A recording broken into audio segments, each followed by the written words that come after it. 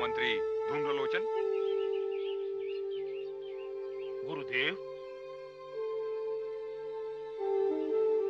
प्रणाम गुरुदेव। मैं तो आपके दर्शन के लिए कुटिया में जा रहा था। मैं भी यही सोच रहा था।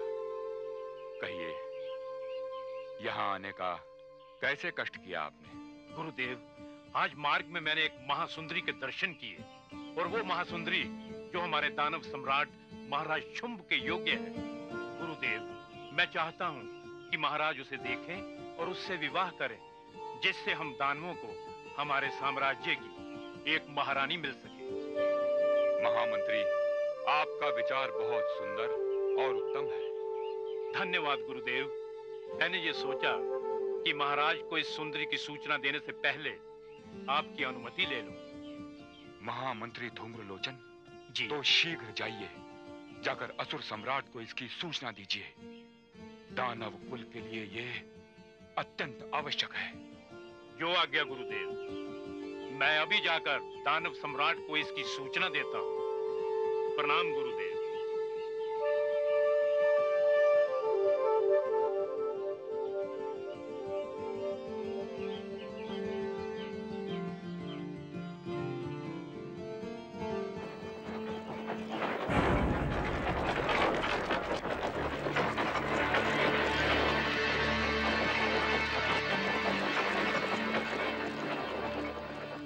आश्चर्य है, मैंने किसी रथ के आने की ध्वनि सुनी।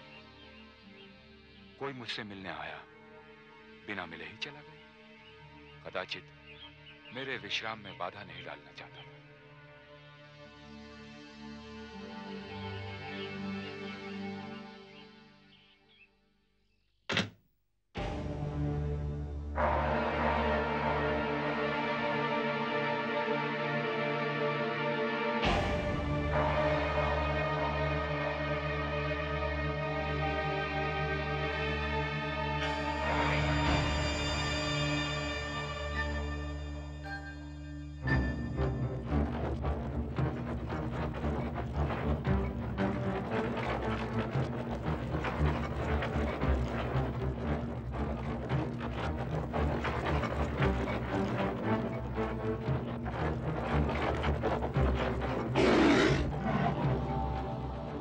वनराज, आपका भोजन आ रहा है, किंतु कुछ समय तक तो आपको प्रतीक्षा करनी होगी।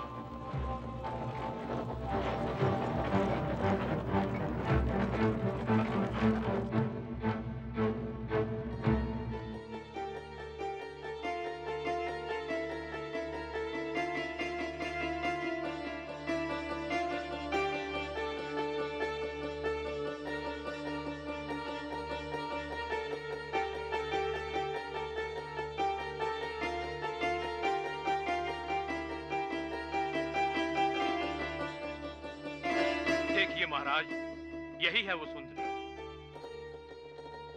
ऐसा सौंदर्य,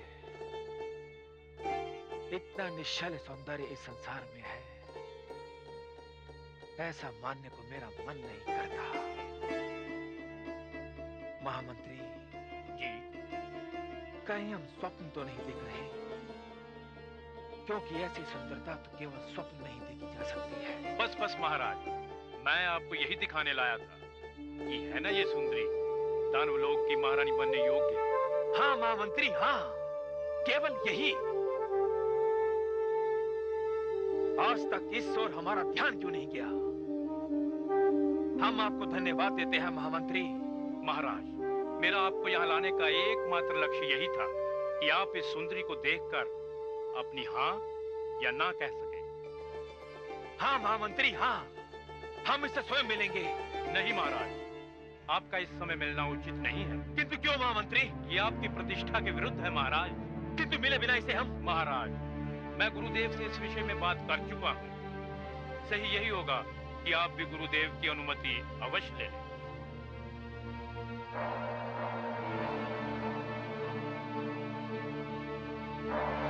आपने सत्य कहा महामंत्री। मैं भी गुरुदेव को वचन देकर आया हूं कि मैं उनकी अनुमति के बिना कुछ भी नहीं करूंगा। और विवाह तो जीवन का एक महत्वपूर्ण अंग है। चलिए महामंत्री जी, हम अपने हृदय पर पाषाण रखकर और इस सुंदरी को अपने नैनों में बसा कर जा रहे हैं। ध्यान रखिए, आप इसे अपनी दृष्टि से ओझल ना होने देना। आप इससे मिलिए और मेरे विषय में इतनी मीठी मीठी बातें कीजिए जिसे यह सुनकर मुझ पर मोहित हो जाए। ऐसा ही होगा महाराज।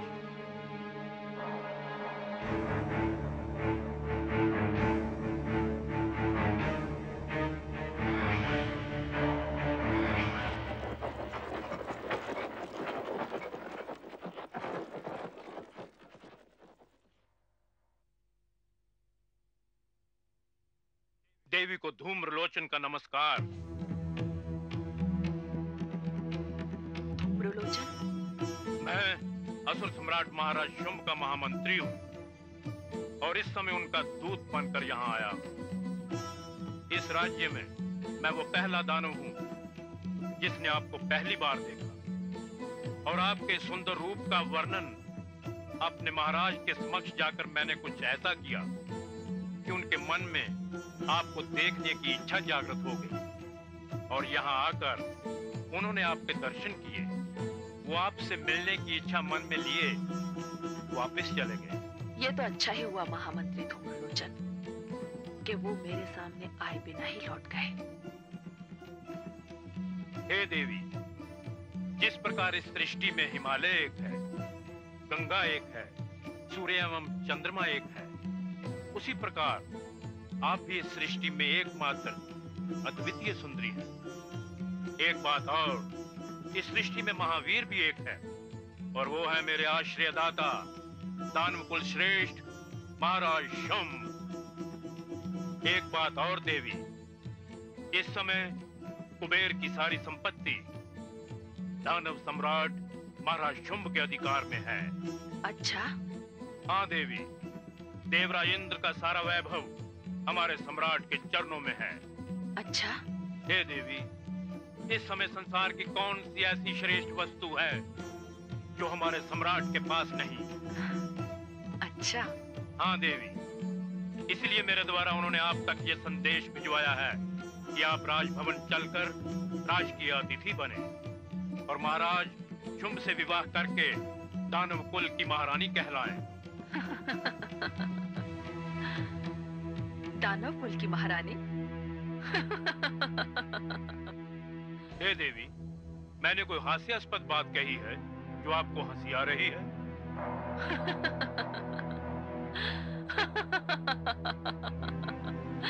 नहीं महामंत्री धूम्रलोचन, तुमने जो बात कही है उस पर तो क्रोध ही आ सकता है और ऐसे क्रोध की अवस्था में कुछ भी किया जा सकता है, किंतु तुम्हारे स्वामी दानव सम्राट शुंभ को कदाचित मेरे प्रण का पता ही नहीं।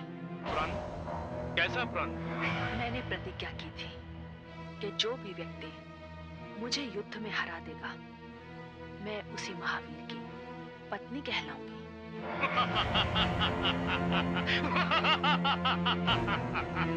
दीपक के हाथों जल जाने वाला पतंगा सूर्य से हाथ मिलाना चाहता है। हे महासुंदरी, आपकी इस बात का उत्तर तो मैं स्वयं भी दे सकता हूँ, किंतु अपने महाराज की ओर से आपके लिए कोई आज्ञा नहीं लाया मैं, नहीं तो मैं।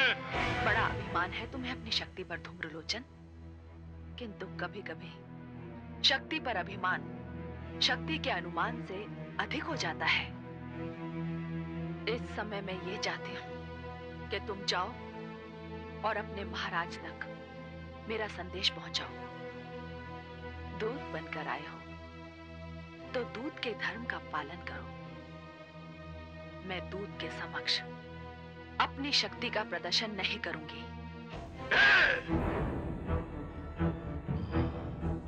इस समय मैं विवश हूँ। हे महासुंदरी, मैं कुछ भी नहीं कर सकता, किंतु आपका यह संदेश मैं अपने महाराज तक पहुंचा दूंगा कि आप उन्हें युद्ध का निमंत्रण दे रही हैं। किंतु मैं चाहता हूं कि आप एक बार पुनः विचार करें और धूम्रलोचन, वीर पुरुष वाचाल नहीं हुआ करते, वे व्यर्थ की बात नहीं करते। नमस्कार देवी, नमस्कार।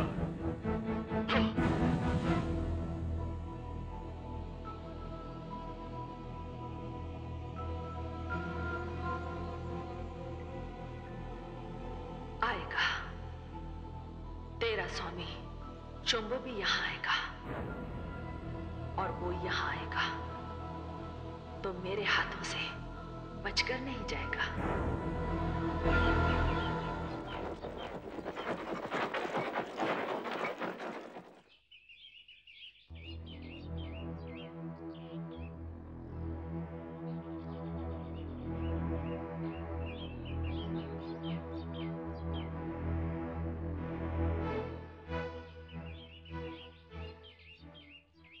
प्रणाम गुरुदेव।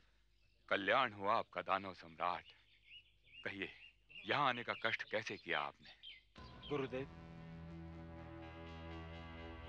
एक इच्छा जो वर्षों से मन में दबी पड़ी थी, अनायास ही बलवती हो उठी है। इच्छा? दानव सम्राट, ये इच्छा शब्द आप अपने शब्दकोश से निकालकर बाहर फेंक दीजिए। आपकी इच्छा मृत्यु बनकर किसी भी समय आपको डस सकती है। नहीं गुरुदेव, गुरुदेव आप मेरा उद्देश्य नहीं समझे। ये इच्छा तो वो इच्छा है जो ब्रह्मा के वरदान से जोड़कर मुझे काल के मुख की ओर ले जाए।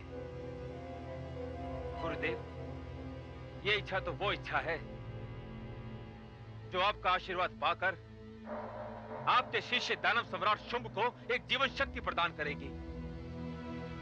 गुरुदेव, मैंने उस महासुंदरी को देख लिया है और संदेश वाहक के रूप में महामंत्री धूम्रलोचन को भेजा है।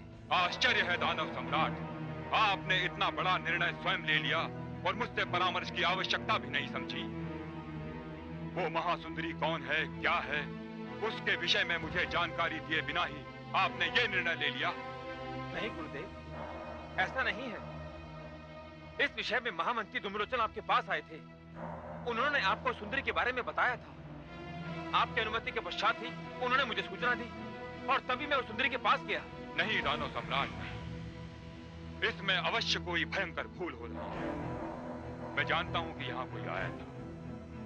उस समय मैं ध्यान में था। उसके आने की आहट से मेरा ध्यान टूटा और जब मैं बाहर आया तो मैंने एक रथ को वापस जाते हुए देखा। कदाचित वो महामंत्री धूम्रलोचन का रथ था। वो मुझसे बिना मिले, बिना कुछ कहे ही वापस चले गए और उन्होंने तुम्हें उस सुंदर स्त्री से मिला दिया। गुरुदेव, यदि ऐसा है भी तो इसमें हानि क्या है?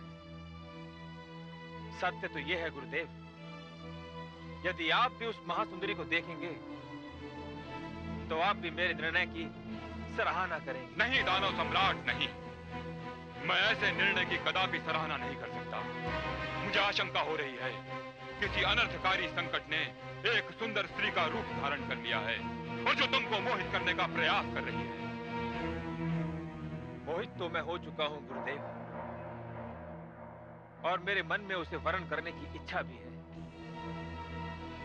और यदि वो विश्व की सर्वश्रेष्ठ स्त्री है भी तो क्या है तो एक अबला नारी, उसे भय कैसा? नहीं दानव सम्राट, आप यहां से सीधे राजभवन जाएंगे। जब तक मैं इस घटना की पूरी छानबीन नहीं कर लेता, आप अगला कोई निर्णय नहीं लेंगे।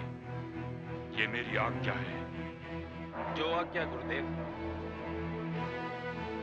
किंतु एक बात मैं आपको बताए देता हूं कि मैं विवाह तो उस सुंदरी से करूंगा। ये मेरा निर्णय है। प्रणाम गुरुदेव।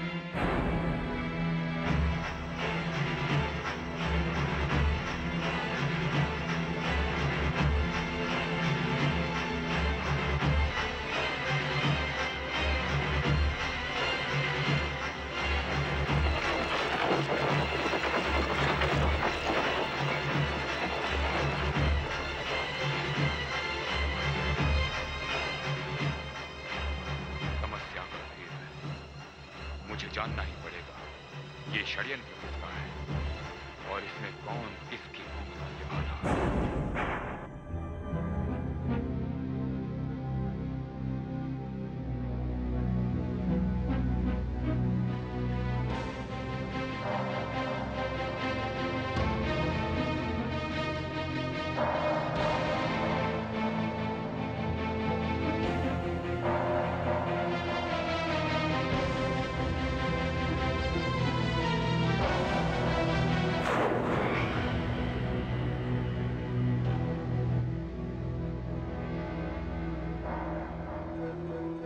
महामंत्री धूम्रलोचन, प्रथम इसके कि आप मुझे उस महासुंदरी से अपने भेंट की सूचना दें।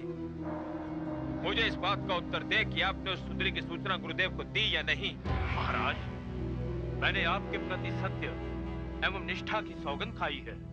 महामंत्री धूम्रलोचन, हम अभी गुरुदेव के आश्रम से आ रहे हैं और उन्हें उस सुंदरी की सूचना नहीं दी गई।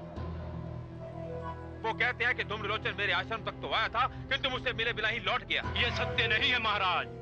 यदि फिर भी आपको मुझ पर विश्वास नहीं तो लीजिए खड़ग, मेरे धड़ से मेरा शीश अलग कर दीजिए। किंतु बोलने का ये दोषारोपण मुझसे सहन नहीं हो रहा है दानव सम्राट।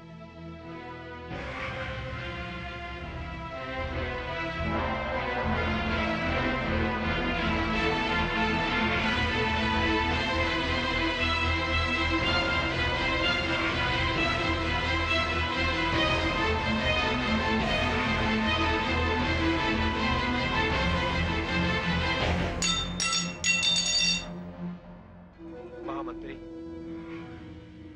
मैं सत्य को भलीभांति तुम्हारी आंखों में देख रहा हूं, पढ़ रहा हूं, किंतु गुरुदेव की बातों का अर्थ मेरी समझ में नहीं आ रहा है। इसका अर्थ मैं आपको समझाता हूं। गुरुदेव, आप दानव सम्राट, आप अभी अभी मेरे आश्रम से चलकर आ रहे हैं। हाँ गुरुदेव। और मेरे उस आदेश से सोच में पड़ गए हैं, जिससे यह सिद्ध होता है कि मैं उस महासुंदरी से आपका विवाह नहीं होने देना चाहता। गुरुदेव, पहले आप मेरी समस्या का निवारण करें। आप महाराज को बताइए कि मैं आपके पास उस रूप सुंदरी की सूचना देने आया था या नहीं। आप आए थे महामंत्री धूम्रलोचन, अवश्य आए। दानव सम्राट, मैं इस समस्या का समाधान अभी किए देता हूं। अभी आप जिस आश्रम पर गए थे वो मेरा आश्रम नहीं था। गुरुदेव? हाँ दानव सम्राट, वो मेरा आश्रम नहीं था, देवताओं की माया द्वारा रचा हुआ आश्रम था। और जिस शुक्राचार्य से आप वहां मिले थे वो शुक्राचार्य मैं नहीं, वो शुक्राचार्य देवताओं के गुरु बृहस्पति थे। क्या? हाँ महामंत्री धूम्रलोचन। उस सुंदर स्त्री ने तुम्हारे संदेश का क्या उत्तर दिया? गुरुदेव, उस सुंदरी ने कहा है कि वो विवाह करने से विवश है, क्योंकि उसने ये प्रतिज्ञा कर रखी है कि जो व्यक्ति उसे युद्ध में पराजित करेगा वो उसी से विवाह करेगी। गुरुदेव, एक अबला मुझसे युद्ध करना चाहती है। हे दानव सम्राट, वो स्त्री आपके सर्वथा योग्य है। ऐसी स्त्री को प्राप्त करने के लिए यदि आपको उससे युद्ध भी करना पड़े तो आप पीछे मत हटिएगा। नहीं गुरुदेव, इस साधारण से कार्य के लिए दानव सम्राट को कष्ट उठाने की कोई आवश्यकता नहीं। वो अबला तो मेरी एक दानवी गर्ज से ही आत्मसमर्पण कर देगी। आहा, आनंद आ रहा है, सचमुच आनंद आ रहा है। ये हुई ना बात, गुरुदेव, मैंने इच्छा कर ली है